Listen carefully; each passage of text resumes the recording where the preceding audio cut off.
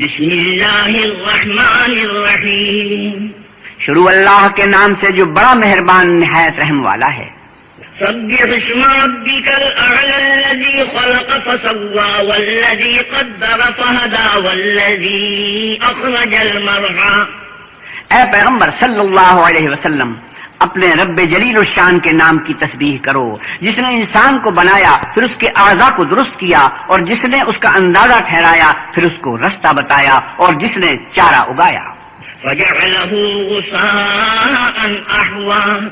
پھر اس کو سیاہ رنگ کا کوڑا کر دیا۔ سنقرئک فلا تنسى الا ما شاء اللہ انه يعلم الجهر وما يخفى ونيسرك لليسرى۔ ہم تمہیں پڑھا دیں گے کہ تم فراموش نہ کرو گے، مگر جو اللہ چاہے وہ کھلی بات کو بھی جانتا ہے اور چھپی کو بھی، ہم تم کو آسان طریقے کی توفیق دیں گے۔ فذكر إن نفعت الذكرى سيذكر من يخشى۔ سو جہاں تک نصیحت کے نافع ہونے کی امید ہو نصیحت کرتے رہو، جو خوف رکھتا ہے وہ تو نصیحت پکڑے گا۔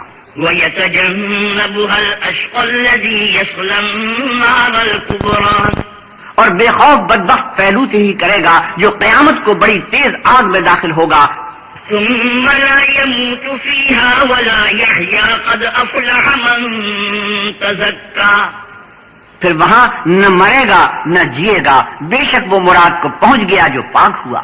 وذكر اسم ربه فصلى بل تؤثرون الحياة الدنيا والآخرة خير وأبقى۔ اور اپنے پروردگار کے نام کا ذکر کرتا رہا اور نماز پڑھتا رہا، مگر تم لوگ تو دنیا کی زندگی کو اختیار کرتے ہو، حالانکہ آخرت بہت بہتر اور پائندہ تر ہے۔